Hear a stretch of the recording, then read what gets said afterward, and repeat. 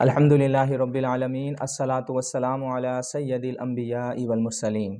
محترم سامعین، خانقاہ بیت السالکین کی طرف سے السلام علیکم ورحمۃ اللہ۔ محترم سامعین، ایسی خواتین جن کا حمل جو ہے وہ ضائع ہو جاتا ہے، تو کرنا کیا ہے؟ آپ نے 1.25 اجوائن، 1.25 کالی مرچ لے کر ان پر آپ نے 41 مرتبہ سورۃ الشمس اور سورۃ الضحیٰ 41 مرتبہ پڑھنی ہے۔